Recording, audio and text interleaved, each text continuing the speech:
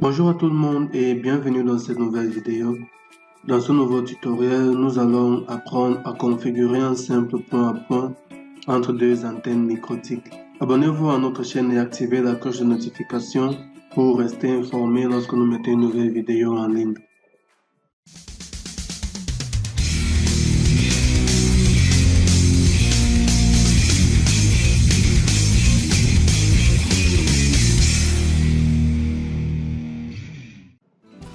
Alors pour ce tutoriel, on va supposer que voici l'architecture que nous allons utiliser. J'ai pris deux quartiers de la ville où je vis actuellement à Douala au Cameroun. Le site 1 Bonanjo et le site 2 à Bonaberi. Vous reconnaissez là le modèle RB911 en QRTD microtique. Évidemment que l'antenne n'est pas connectée directement au PC. On fait juste l'abstraction de tout ce qu'il y a entre l'antenne et la machine sur laquelle on est assis en train de travailler. Donc voilà l'architecture, on voudrait établir ce simple point à point entre ces deux antennes. Alors une fois dans le premier routeur ou la première antenne, celle qui va nous servir de master, on va directement sur wireless et dans wireless on va double-cliquer sur le nom de notre carte réseau ici. On va se rassurer de cliquer sur Advanced Mode. Ici, c'est vrai que j'avais déjà cliqué dessus, donc je vous verrai Simple Mode. Mais vous cliquez là-dessus, Advanced Mode comme ça, pour passer au mode avancé. Ensuite, on va laisser le mode ici en AB Bridge, on va laisser la bande ici. On va laisser à peu près tout ce qui est là. Par contre, ce qu'on viendra changer ici, c'est le protocole. Le protocole que nous voulons utiliser, c'est le protocole NV2.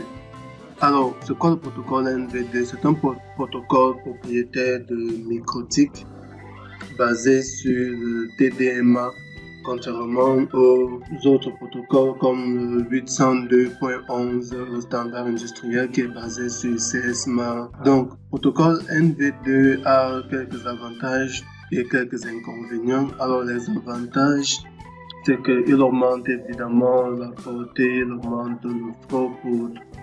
Il peut vous permettre de connecter 511 clients. Le principal inconvénient, c'est qu'il est limité dans le nombre d'équipements qui peuvent l'utiliser. Déjà, il faut que ce soit un microtik qui supporte le protocole NV2.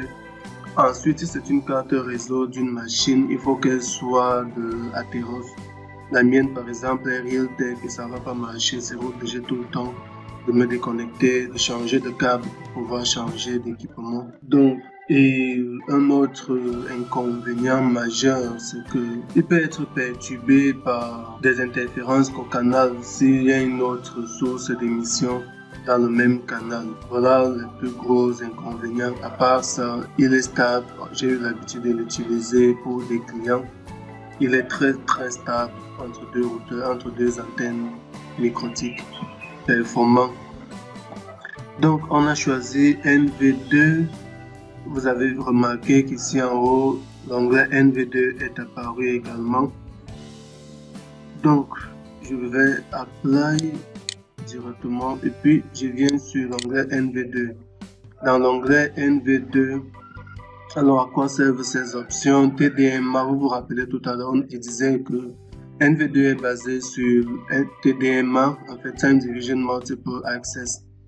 Alors la période ici est de 2 millisecondes par défaut. On peut changer si on veut, mais bon, je vais laisser les paramètres par défaut.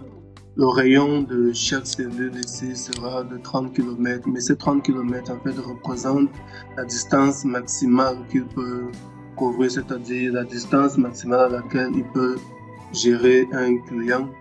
On va activer la sécurité ici. J'avais déjà mis pendant mes tests. Alors le mot de passe c'est Oris. On vient sur voilà. Le mot de passe c'est Oris.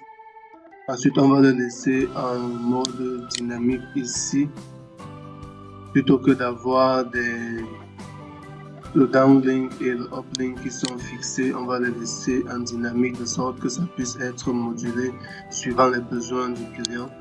Maintenant, le downlink, le ratio, ce sera 50-50 pour que ce soit toujours équitable pour le client qui se connecte. Voilà, c'est à peu près tout ce que nous allons modifier ici.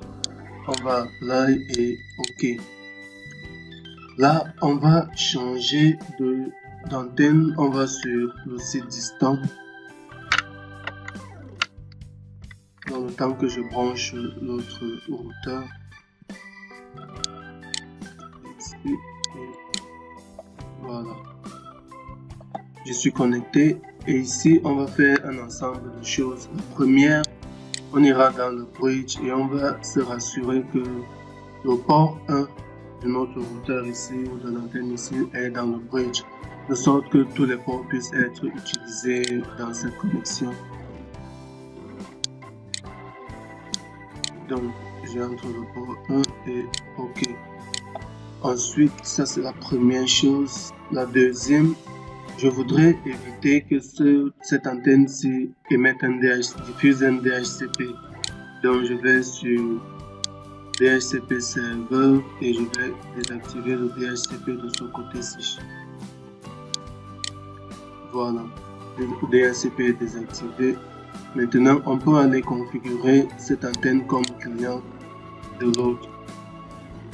Donc je vais sur wireless et puis je vais cliquer sur l'antenne ici. Alors, je viens dans l'onglet wireless et je vais choisir que cette antenne soit une station bridge. Alors si elle est une station bridge, il faut se rassurer de mettre le même SSID ici qui est au risque de l'autre côté. Ensuite, il faut se rassurer de choisir exactement le même protocole NV2. NV2, on va apply et NV2 est apparu ici en haut. On active la sécurité et on renseigne le mot de passe de tout à l'heure et on applique. Voilà, OK. Alors pour être sûr qu'on s'est effectivement connecté, c'est vrai qu'on peut voir qu'il y a du trafic qui commence à circuler dessus. On va aller dans IP et on va venir sur DHCP client. DHCP client, on va choisir plutôt le bridge. Vu que tous les ports sont désormais dans le bridge, on va apply. OK, voilà, on a récupéré une adresse. Voilà, la 10.8 qui est bien l'adresse que nous utilisons, qui est bien dans le réseau de notre master. On va tester 1.92.168.10.254. On touche bien à 10.154.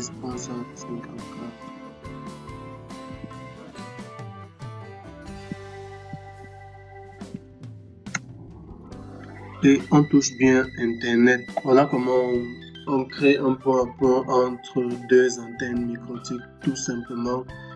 Et la recommandation, c'est d'utiliser les protocoles propriétaires microtiques. Si vous êtes dans un environnement full microtique, genre ce n'est que des microtiques que vous utilisez, alors utilisez les protocoles propriétaires des microtiques, c'est beaucoup plus stable, c'est beaucoup plus robuste et efficace.